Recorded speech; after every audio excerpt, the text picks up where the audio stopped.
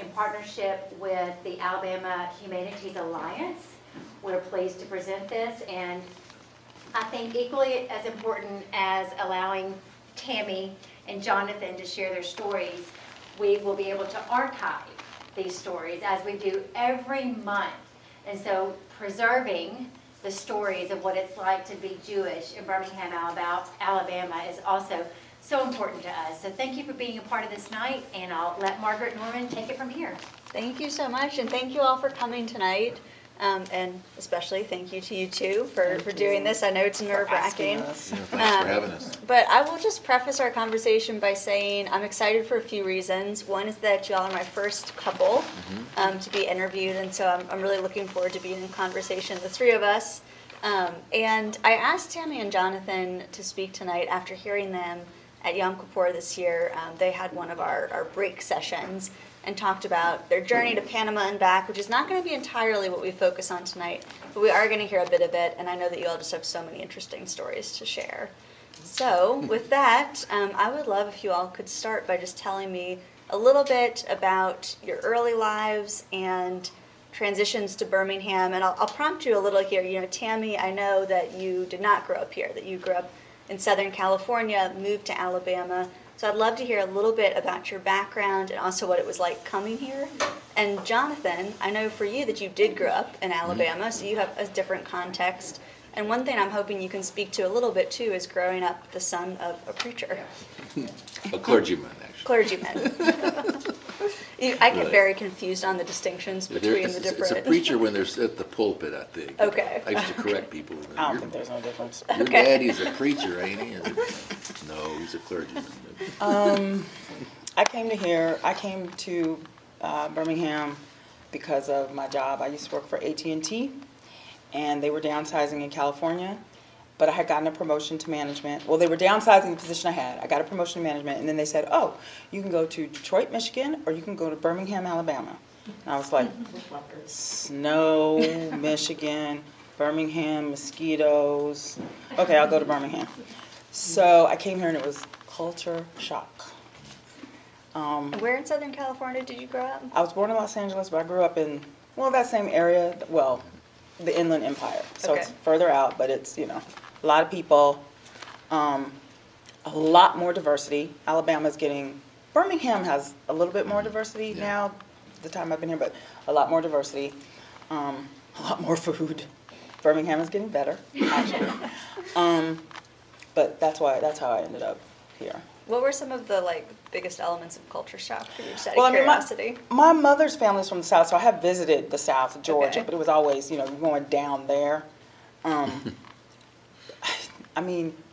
People talk different. I laughed at my coworkers for the longest time. They would say something, I'm like, what did you say? That word only has one syllable. Why are you, But they would tease me back and forth like that. But I guess I was the most, everybody speaks to people here. You don't do that back home in California. You don't just say hey to everybody you see on the street. They'll think you're crazy or you want something.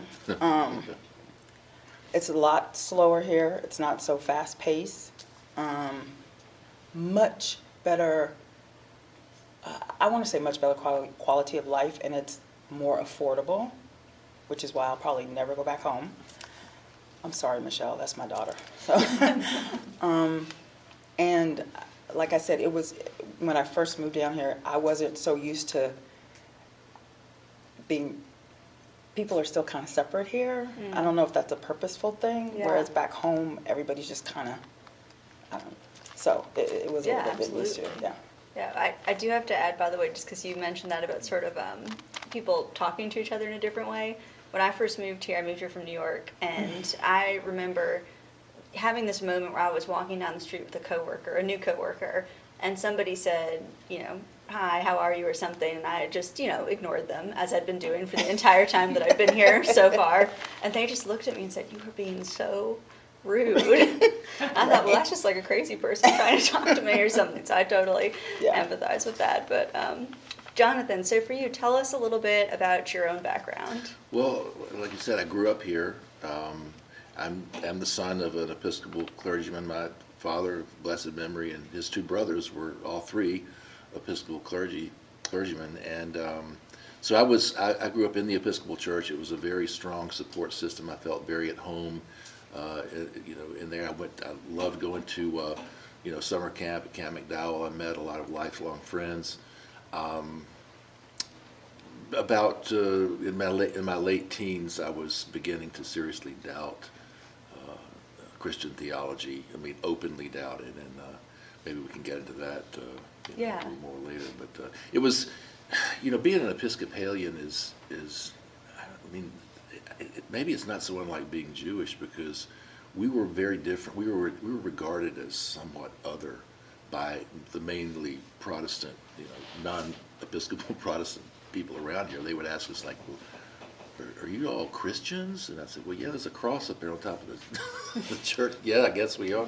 But we weren't really Protestant, we weren't really Catholic, we were just something else. And there were very few of us, really. I mean, I remember going to public school, and I was the only Episcopalian in my homeroom, and I didn't really get it that you had to close your eyes and bow your head when they had the morning prayer every day, because in the Episcopal Church it was kind of optional, So I got caught doing that, and my teacher was, kind of put out with me. But then I did it again, and I said to her, well, how do you know if my eyes are open if yours are not open?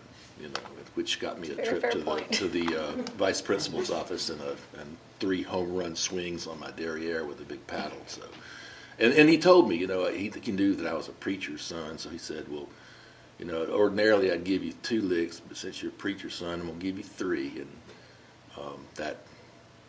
that's when I decided, I was in 8th grade, and I decided I need to get out of here. And so fortunately, Indian Spring School was available, and I was able to parachute into that. And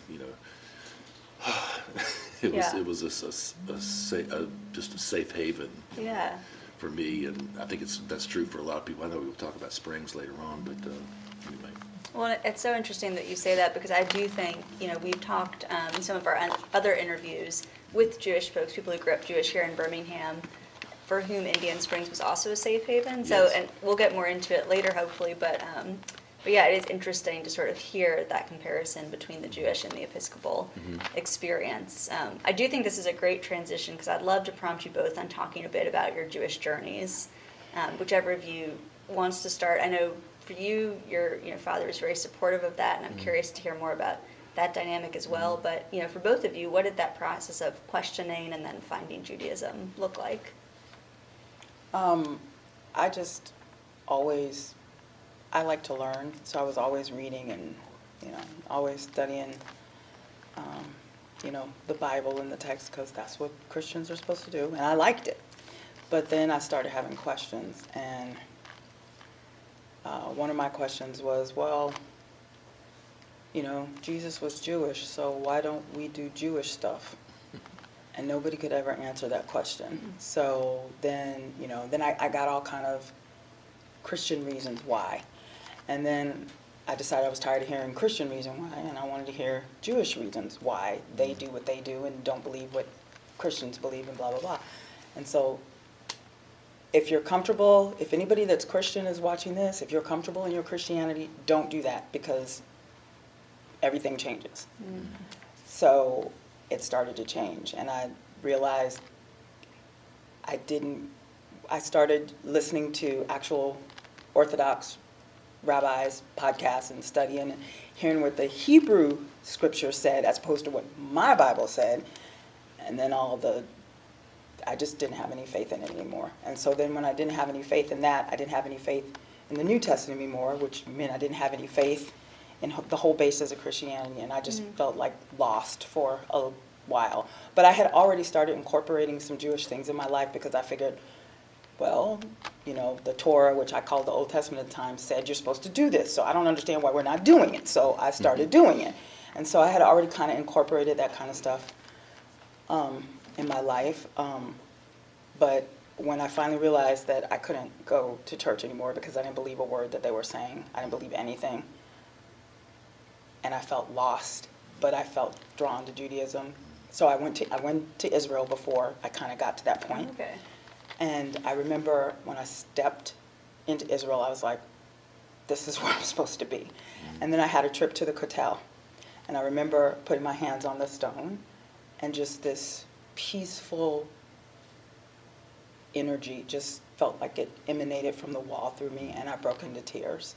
And I knew that I was supposed to be there. This was what I was supposed to do.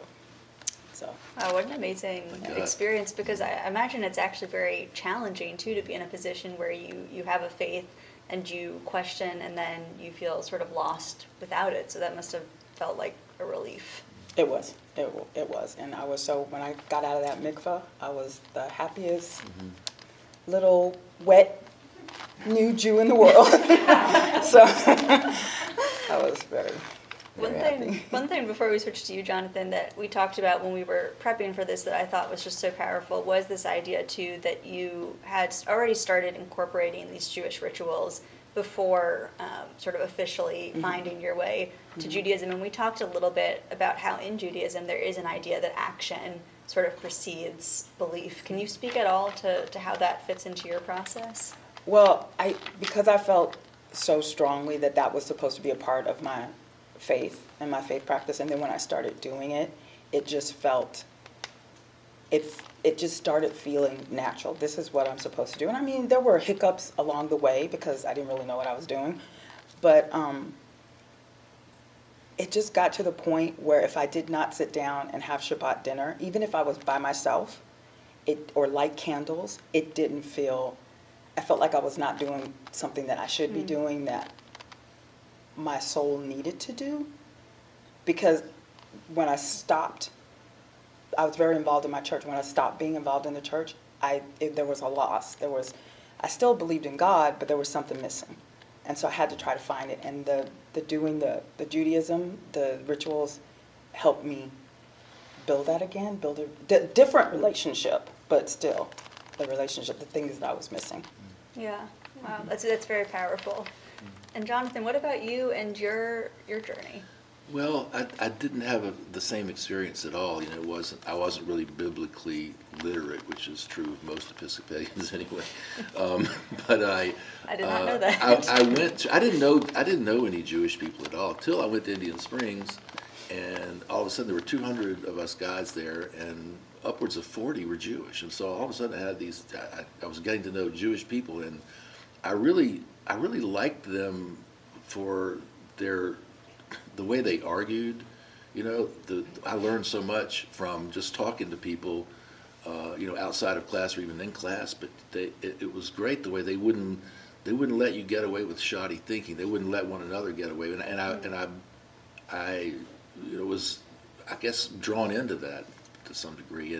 And by making friends with you know, some of my Jewish schoolmates, I was, you know, invited to some things. I went to a Seder once, and I just loved it. You know, it was so powerful, and I love ritual. And that was one of the things that I really loved about the Episcopal Church. I loved the liturgy and the you know, the ritualistic quality of it. I thought it was always very powerful. But you know, there was, and then you know, the Hebrew language began to attract me. I don't know how else to say it, but it was speaking to me. I didn't understand it.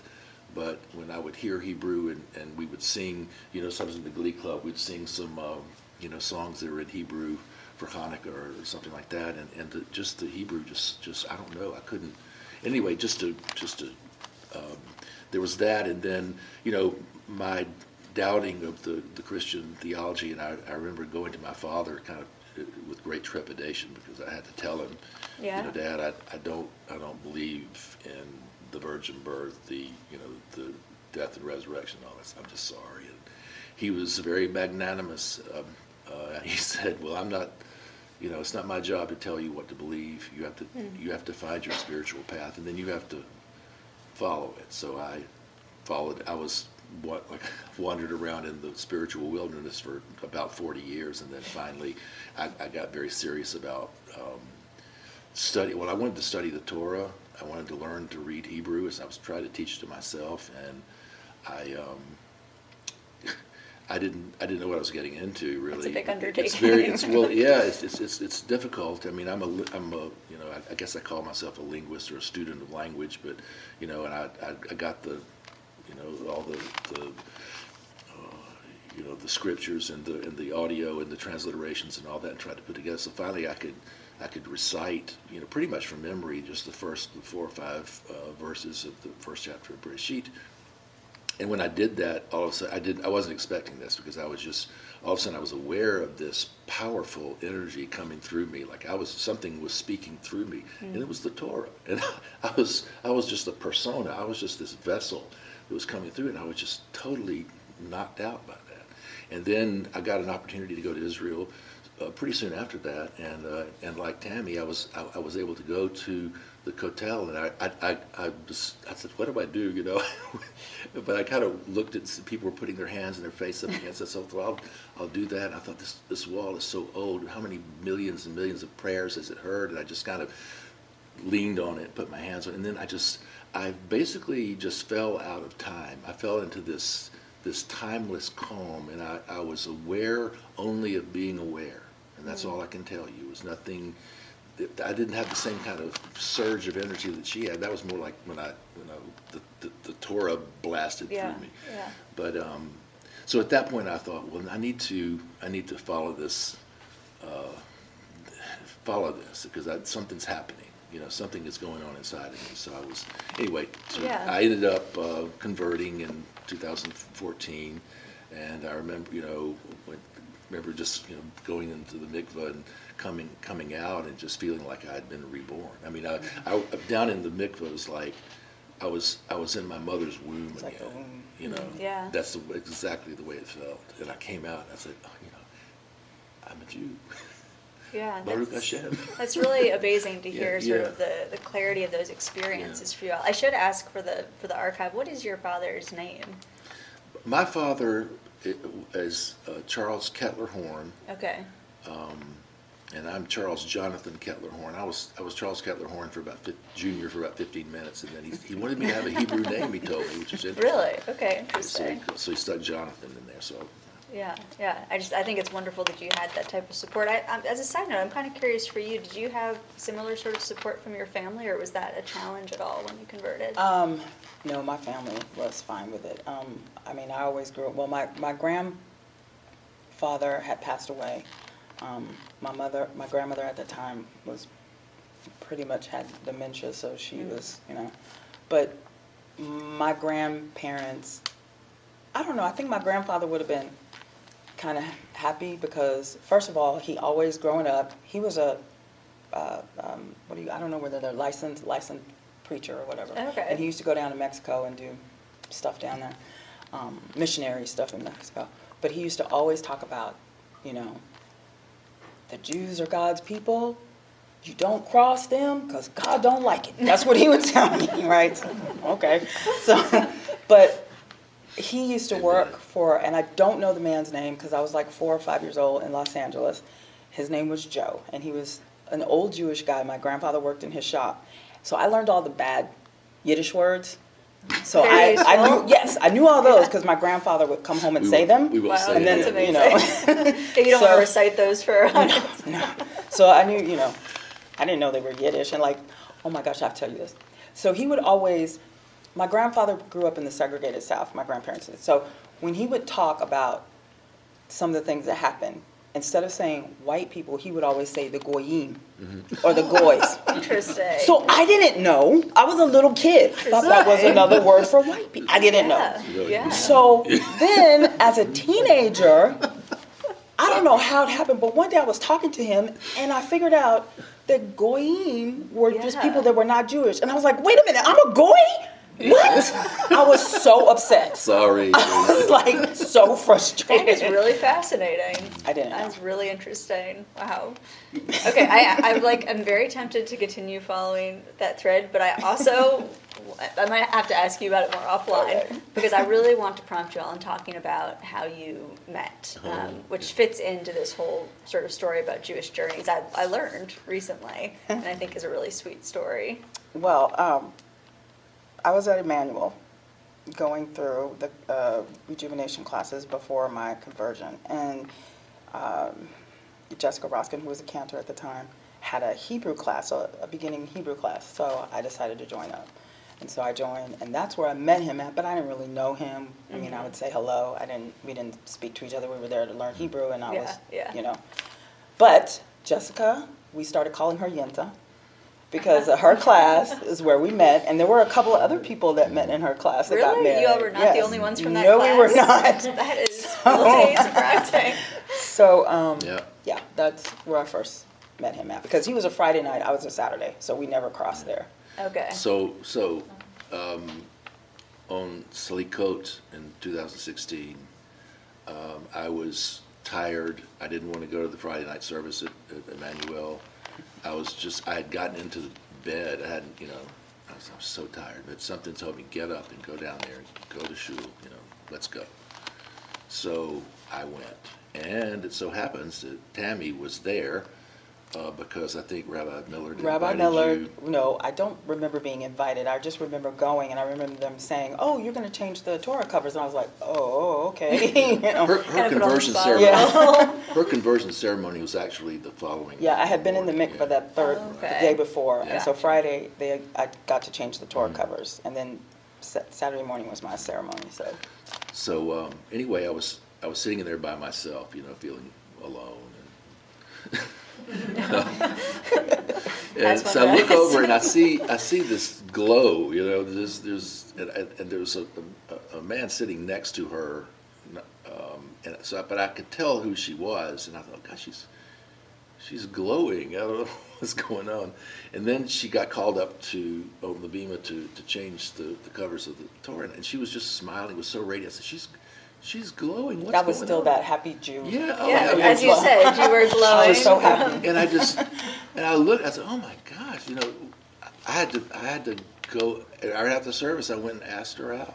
Well, he said hello first, and like I said, hello. I hadn't seen him in 6 months. Okay, Right. because I have kind of. Yeah. I did say hello first. I Yes, didn't you say, did say "Will you go hello out with me?" first. He Yeah. did say hello, and he talked to me a little bit, and then all of a sudden, the next thing I know is he's asking me to go out, and I'm like, wait, what? Wait a minute, and then I was like, well, okay. So we've been together ever since. No, but it's like this voice inside of me said, "Go to her now and ask her out." So I did, and we've been together ever since. Yeah. We went to Chez Fonfon the next night. I was going to ask if you had a good Good first date date. story. We had a great, yes, That's a it good was first fun date date, spot. yes. And then, we got married at Temple Emmanuel 2 years or so later. And I remember, seeing you in your beautiful wedding gown. You were glowing, and I always think that night at Salikot there was light being projected backwards in time from our wedding that was coming through and informing me somehow in ways He's that so were so poetic. mysterious to understand, too mysterious to understand. But I know, that's hey. so lovely. I think that's really lovely, and I just love how your all's stories sort of like intersect too with that weekend for you that was so important, and you're sort of finding yourselves in Judaism. So that's really special. Okay, now we're gonna do like a huge fast forward. I'm sure there's like a million things that happened in between then and when you all decide to move to Panama. So maybe to start, can you tell us, why Panama? So you're living in Birmingham, you're married. What happens that inspires you to move to a new country? No, it was her idea, so you tell. There were actually a couple things. First, we were in the middle of the pandemic. They hadn't actually shut down Indian Springs totally, so he was doing this hybrid. Had they shut? I don't know. He was doing this hybrid No, thing. it was hybrid. It was exhausting, yeah. And he was That's totally hard. exhausted because he's not a tech person, just like I'm not a tech person. And then Yeah. he had to keep track of, like, a lot of the Chinese kids that go to the school had gone back to China, and there's this huge time difference.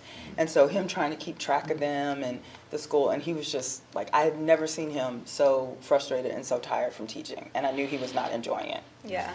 So we didn't know how long the pandemic was going to last because it was only supposed to be 2 weeks, and it was already. Yeah, we know that didn't Yeah. happen. So I was like, you cannot do this anymore. So, maybe you need to think about retiring. I can't retire. We can't retire. I can't. I said, yes, we can. No, I can't do it. I can't. I said, okay, that's what I'm going to do. I'm going to find us a place where we can live for real cheap. And then, because you're going to kill yourself doing this. Yeah. So I looked. We went to Belize and checked that out. Didn't like it.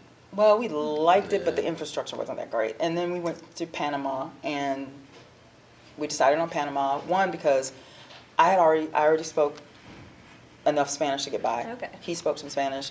They used the dollar, so we didn't have to figure out money, which was great. Oh, I didn't know that. And That's interesting. what was very interesting to me was because I was still like, okay, that's Central America. I'm still kind of, the U.S. apparently has a treaty with Panama that if anything happens down there that threatens the canal, we will go in. And I was like, I'm on it. We can live there because I kind of, and then January 6th happened. Yeah. And we were like, okay, this place is falling apart. Yeah. We need to go. Yeah. That's how we felt. So, Yeah, we really didn't know how, I mean, being a Jewish couple, a mixed race I think Jewish this was couple. more his worry, Maybe, but- and living in Alabama, it scared me. Yeah. But yeah, so I just said, I looked at things, I said, yes, I can retire.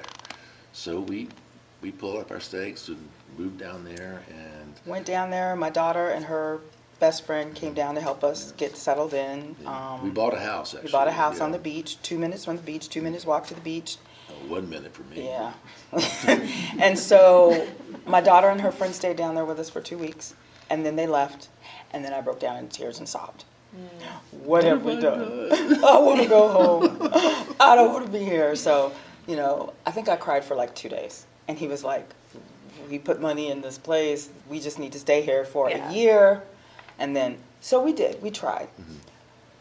However, what we thought we would do didn't pan out because Panama City was about 8 hours away by car. And we thought, okay, we can just fly. Flying to get to Panama City from where we were was not that convenient. No. We're talking about a 2-day trip.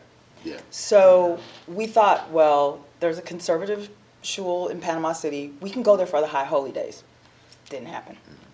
So we were by ourselves. We were kind of isolated. And where were you in Panama? We were What's the name in of the- Puerto Puerto Amorias. Amorias. Okay. It's on the far western part of Panama, really close to About Costa Rica. six miles from Costa Rica. Okay, gotcha. So we were isolated.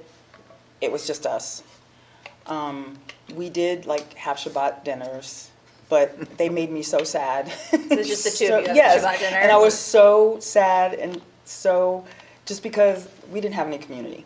Yeah. And the holidays came around, and we did not even do Pesach because I was like, I can't do it. It's just I can't. It's just I can't. Yeah. It was like it didn't give me. It made me sad. I couldn't even watch the services on Beth-El because I wanted to be there so Wow, bad really? and be part of the community. Yeah. And I just felt, and so I just told him finally to the point, he was worried about, well, we put all this money into it. I said, it's just money. We can't take it when we die. We need to go back. We need to go back to our community. We need to go back. I said, I did not do all that work to become a Jew and not be a Jew. I'm going home. So, Fair Right. point. Well, I mean, that's kind of what happened. Yeah, it was next to impossible to be Jewish down there. We had, and Yeah. we were pretty good about, having Shabbat dinner, having, doing all that, lighting the candles. One time I went, and so the Oh store. my they had, gosh. Okay, so the store they had a bakery. The stores had bakeries and had fresh baked bread. And I saw this challah. I said, "Oh, this thing's called challah." So We had bought bread that really, I looked at the ingredients, no butter, no, it was egg bread. I'm like, oh, it's Like it really challah. looked like Yes. challah. So So, we can, so I got this challah one time. I said, "This is kind of a heavy challah. I don't know what." Anyway, so we put it up there, and we, blessed the wine, blessed the bread, cut into the bread. It was a big piece of ham. Oh my God. and I was like, It was a brioche. that's a sign. We can't do this Literally like a anymore. Trojan horse. So, I said, no wonder We it was can't do heavy. this It had anymore. That is so ham in the funny. middle. So we didn't have any challah that night. Yeah, well, I mean, what y'all are hitting on that's so interesting to me, though, is this sense of how important community is for Judaism because, in theory, you can do all those things anywhere, right? I mean, Judaism in a lot of ways is very home-based. You don't necessarily need a synagogue. But I think what you all are hitting on is sort of the difficulties of trying to actually do Judaism, even just the two of you. I have learned that even like when I was first, before I converted, I was basically doing it by myself because I didn't have a community. I didn't know anybody, before I actually got into a class where I had access to the synagogue. Judaism is not something that's meant to do alone. It's supposed to be done with family. It's supposed to be done in community. It's supposed to be, which is one of the reasons why, like I was telling you, why I started the village potluck thing, because, you know, we enjoy having Shabbat together, the two of us, because now we're in community, so we don't feel so bad when it's just us sitting at the table. Yeah. But I like to have a table full of people and talking and laughing, and oh my gosh, we had a Shabbat dinner one time before we left. I think we had like 10, 15 people around the table, and when we start singing the songs, I mean, my heart just fills with, you know, I just love that. So, yeah. I mean, you know, he's all right, but... Doesn't quite cut it. No. Yeah, do you have anything to add to that? But she's right. I mean, it was, you know, I mean, we all know what it was like, you know, during the lockdown period. You know, you couldn't go to services, and you know, we got estranged from the community with, like we all did, and so, you know, it was a long time there that it was like 2 years really where we weren't physically, you know, able to attend services, and when we got back, it was just great, gosh. just to you know. It was so... So when did Be you back arrive in- back? be- Remind me. I mean, It was back at the end of April, yeah. Into April. End of April. Yeah. Okay. And just to walk in and just be, oh my gosh, I was so glad to be back home. I'm so glad to be, not just back home, but in community. I'm so glad. But you know, it was, I would really like to be in Panama right now for the weather. Yeah, that cold front is supposed to be coming. I'm not happy about that, but It's It was really so- not that yeah. cold out. But And then Sounds we like were, y'all are you know, not- when we were not down cold there, people. we were in proximity, we went over to Colombia We went and, to Colombia. and, you know, visited Medellin, which is a really interesting city, beautiful. We got to go to Israel for a couple of weeks. because Yeah. living in Panama is very inexpensive. I mean, honestly, we lived on $1,200 a yeah. month. So there were some So, pluses. I guess I'm kind of yeah. curious actually from both of you. You know, we know that ultimately you make the decision to come back, and I want to talk a little bit more about that transition. But what sort of was the high point of Panama for you both, if there is one? I did not have to go to work every day. I did not have to sit in traffic and go to work every day. I could do what I wanted to, but that gets boring after a while. I mean, if I maybe had like volunteer work or something to do, but I wasn't that plugged in enough to do that. Yeah. And we lived in a place where there weren't a whole lot of Americans, and to be honest, a lot of the Americans that were there, Not your people. no. So, you know, Yeah. Right, so we lived among, you know, the Panamanians. We were Our Spanish improved greatly. among their roosters and their dogs and, you know, the whole bit. Their boats, you know, their fishing boats, and like you said, we were there on the shore. the neighbor had a monkey in the tree who she always tried to get me to feed. I'm not touching that monkey. That seems like Sorry. honestly probably I'm a like, wise I'm decision. not touching that monkey. That monkey's got teeth that look like needles. No. Yeah. No, sir. And But for me, I loved every morning and being able to take my coffee out on the back deck, and you know, we had this thing called a rancho. It's basically palm branches, you know, like a patio teak under, wood, yeah. yes. So, and then being able to look out at the Pacific Ocean and drink my coffee every day. I mean, that was, and we had a flock That was of great. parrots that would leave. They would start squawking in the morning. They lived in the big mango trees. So 6 o'clock in the morning, they'd start squawking. They would fly away. yeah, They'd at come back at daybreak, dusk when every day. Yeah. It was So- strange though, because you know you're on the 9th parallel, so the days and nights are always the same length. no Yeah, the matter sun what always time set of at the year it is. same That- time. That got a little every- monotonous, you know. I kind of Yeah, The that sun was actually down sounds by like a little 6:30 every crazy day. making. Every day. You knew when the sun was going down because the parrots. The were parrots coming would come into back, the you hear roots. You didn't have to see them. So on Shabbat we knew, hey, the parrots are I hear the coming to light parrots the coming like candles. candles. So that is a very interesting signal for Shabbat. Well, I think it's very impressive that you all did make the decision to come back. You know, I think a lot of people would get bogged down in the practicalities, and I think he got ultimately- tired of me crying. Yeah, maybe a practical decision in some ways to You come. didn't cry come that home. Fussing. Fuss, yeah, convention, yes, you did some of that. So I'm kind of curious, you know, coming back, which sounds like it was a wonderful experience, and you all arrive, you know, also as we're kind of coming out of things a little bit, you know, we're back to being open. Is there anything that you've sort of grown to appreciate about the Birmingham Jewish community specifically that maybe you didn't before leaving? I don't know if that question makes sense, but I feel like sometimes it's you see new things about a place when you leave it. I'm kind of curious if that happened for you at all. I think the only thing which was true when I first became, I guess, a part of the community, is how welcoming it is. And especially for me, because one, I'm in the South, two, I'm a woman of color, and three, I'm in a predominantly Ashkenazi white environment. Yeah. But I always felt welcomed here. I mean, and that just, I tell everybody that I meet, I'm online on Facebook with different groups of Jews of color. Not all of them are African American, but you have Asian, Middle Eastern, all kinds. Yeah. And it's a safe space for us to talk about things. And I always tell people, when they're talking about how they feel that they're not accepted where they are, I'm like, you need to come to Birmingham. Because let me tell you, this place is great. These people have Which is probably not what people are expecting. I know, to hear. right? Yeah. Exactly. And I tell them all the time, this place is great. So, I've never had any problems here. Yeah, that's And amazing. I've never even felt, because sometimes people don't say things, but you can feel. Yeah. I've never even felt that, so. Yeah, that is a really wonderful reflection on this community. What about for you, Jonathan?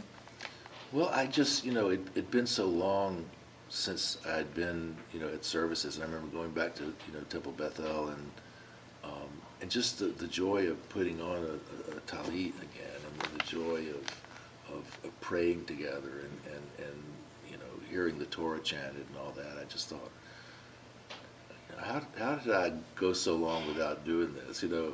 So it was really wonderful to be back in the the ritualistic context as well as the community, which are woven together.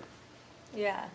One thing you alluded to a second ago that I'd love to hear a little bit more about. So do you all follow the Sephardic tradition? And if so, would you speak a little bit more to that? I remember we talked at least about having non-Ashkenazi foods at Passover, Right. which I So, understand. She did a great, my first yeah.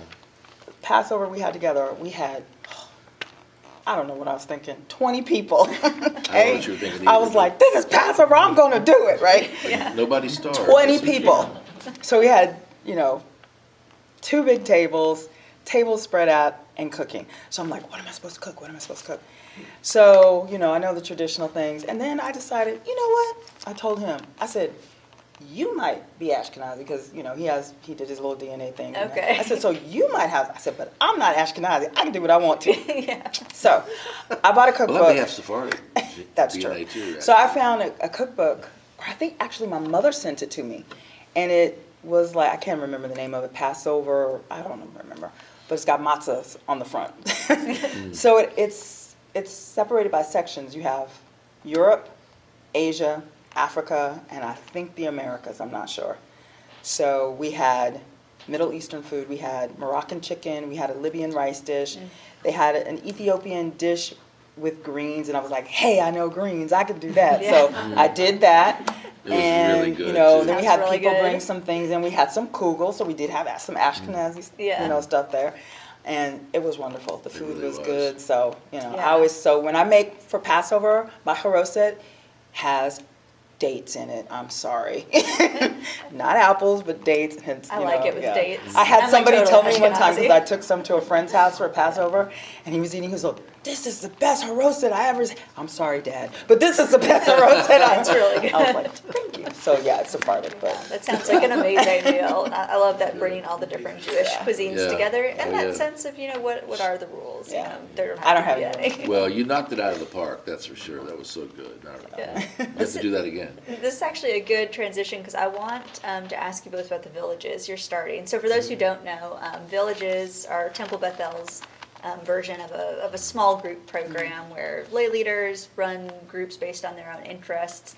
And both of you, to my pleasure, because I also work at Beth-El, approached me recently about starting villages. So I'd love to hear from you about those interests and where they came from. And I think for both of you, it does tie in for this passion for community, too. Well, dovetailing on the cuisine, you go first.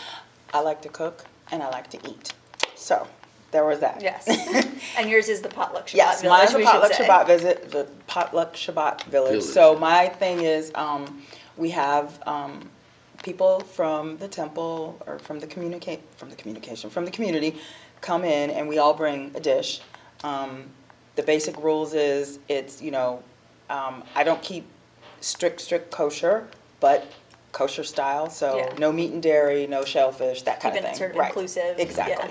yeah. And so we bring a dish and we sit down and we break bread together, we say the blessings, we eat food, we discuss the parsha of that week, and then we schmooze, and then we leave. And I mean, it's growing. The first time we didn't have that many people, we had a really good time. So this time it's kind of a full house the next month coming up. So if anybody's interested, just send me an email and we'll get you on and we'll make room. I think the more the merrier, honestly. Yeah. So this group is kind of right now, because of the numbers, we're going to, go to different people's house once a month. It's the third Friday of the month, unless there's a holiday or something, conflict with the temple. But everybody, we sign up online what we're going to bring, so we all know what the meal is going to be or what the theme is going to be, and we show up and we eat and have a good time and Yeah. hopefully build community. But I mean, I met people that I would not have met otherwise, through that. I was so, going to ask you, actually, yeah. have you had people who aren't already in your circle? Yeah, I mean, yeah. So, I mean, I might That's say great. hi. I've said hi. Like, there's a couple people, I don't even know who they are, honestly. I might have seen them, but I don't know who they are That's yet. So awesome. I'm waiting for them to show up, But yeah, I'm excited. Well, I'm I love excited. that thread for you through this conversation of getting together, of sharing food, of breaking bread together. It just seems like that for you is an important part of your Judaism. I love Shabbat, and I love Yeah. the holidays. And I'm sorry, Yom Kippur is my favorite holiday.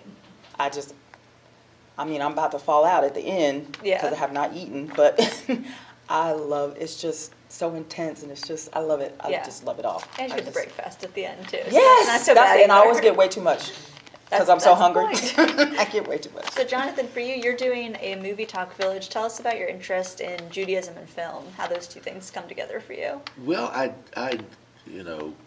have seen some films that reflect Jewish life, really all over the world. So I thought, well, maybe people would want to get together and see a film together, or see it, independently and come back and talk about it. But there's so many good films out there. So I thought, well, why not make a village, create a village that's, at least in the initial phase, we would look at Jewish life in the Americas. Of course, you're going to get predominantly, Ashkenazic, Judaism, but if we include, Central America, South America, we can include the Sephardic Jews as well as, Jews of color. So we're still looking for some films. I have a working list of them, but I wanted to start off with one of my favorite films, which is Liberty Heights by Barry Levinson. So this Sunday at Temple Beth-El, if you'd like to join us, we're showing Liberty Heights, and we're having some noshes from Macario's and some popcorn and some adult refreshments. And so you can, if you want to join us, that would be great. You just have to let me know ahead of time so we can get a count. But Liberty Heights, I think, Barry Levinson's had really 4 really great stories about Baltimore. And this one was the last in that series, and it's about the, it takes place in 1955. So there were a lot of things going on in there, but there was one thing that really was interesting to me, just because of Tammi and my relationship, is that this young boy who's telling most of the story, his name is Ben Kurtzman, and it's right after Brown versus Board. So the schools are desegregated, and there's a black girl in his class that he just crushes over, and she likes him too, and they really do like each other, and you fall in love with them because they have so many interests in common, but it would be impossible for them to fall in love. And Yeah. I think that if that had been Tammi and me in 1955, we would have been impossible. But now, we're possible. Thank God. Yeah, absolutely. Well, I think it's going to be a really interesting discussion, and I hope so. I know that we, as a Birmingham Jewish community, we are lucky to have you all back, because I've seen you just We're so glad immediately we're jump back. in. We're glad we're back. Yeah. Now, if I could get him to show those horror films I was talking to you about. Yes, stay tuned for potential Jewish We're horror trying to films get horror- I'm just learning actually exist. Before we kind of reach a close for our conversation this evening, I did want to prompt you, Jonathan, to talk just a tiny bit more about Indian Springs, because it's fascinating to me, and I didn't grow up here in Birmingham, so, Indian Springs I've heard about from different people, but it's come up in every interview we've Yeah. had so far in this program, and so it's clearly a meaningful place. So tell me a little bit more about, about that. Well, there's a very strong connection with Indian Springs School and the local Jewish community. Yeah. And that's always, well, I say it's always been the case. The school, when it was founded, was for, white Protestant boys only. And then one by one, these exclusions were put aside. And I think the first Jewish students were admitted maybe in the mid-50s. But anyway, so I think proportionately, there are fewer Jews at Indian Springs now than there were, but I think it's because I think people feel safer out in the public school system yeah. because, I remember talking to some of my classmates and, asking them about, my Jewish classmates, and asking them about why did you want to come to Indian Springs? What was it like for you, in the public schools where you were, Mountain Brook City schools? And it was just, I got the feeling that they were intimidated and, needed a place like Indian Springs where there is, we still are, I believe, very inclusive. And that's one of our core values is just absolute inclusion, where we're not trying to judge people, we're trying to learn from them and make them feel as though they're part of the community, and we all have something to teach one another. So I think Indian Springs is still, they've taken care of that core value quite well over the years. I'm happy to say it's still very much true. Yeah, that's great, and that definitely has reflected with my other guests as well. So I like to end on a fun closing question. And I think for you all, what I'd like to end with is to play off your interests and our themes that we were just talking about a little bit. Favorite food to prepare for Shabbat for you, Tammi, and maybe it's Liberty Heights, but if it's not, favorite movie that you can choose. Favorite movie generally, or one that relates to Judaism. Okay, you go first. I have to think. Yeah, yours is admittedly a little harder, I think. Favorite food. I have, let's see.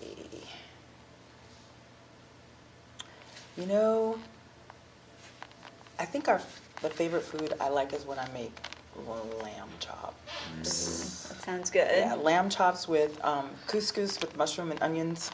Oh my And gosh, then yum. we'll either My grilled salmon isn't bad either. Yeah, your grilled salmon is not bad. It's pretty good. And he'll grill some asparagus. Yum. And I don't know. I learned how to make chulents, but I throw some Sephardic stuff in it. So my chulant is Probably like a improves blend it a little of. bit. It's called. I got good. it off of a website, and it's like, what's she call it? Ashkafaric something. Okay. But it's I love that. I haven't heard that delicious. before. Yeah. So we have that for when we come home from temple, and we take our Shabbos nap and we wake up and we have chulents for. Really good. Sounds very delicious. Well, favorite movie? Yeah, when I saw Liberty Heights when it came out right at the end of 1999, it had a profound effect on me, Okay. and it gave me an intimate view into the life of a Jewish family, and I found it very moving, and I connected with them. I don't know, I think it was something that kind of urged me along toward the path toward conversion. There's some scenes in there that I find just very moving, and I moved to tears actually when I watched them. And I've seen this film probably 20 times, and I never get tired of it. I think like any good work of art, it keeps giving to you. You keep discovering something, something new each time. Yeah. Well, it's like the Torah. I was just going to say, that's actually a very Jewish-based thought. It's like the Torah, it never stops giving to you. There's always something that you haven't discovered yet. Yeah. Anyway. Well, thank you all so much for joining me this evening. Is there anything you want to add before we close our conversation tonight? No. Well, you all have been wonderful guests. Can we all give them a round of applause?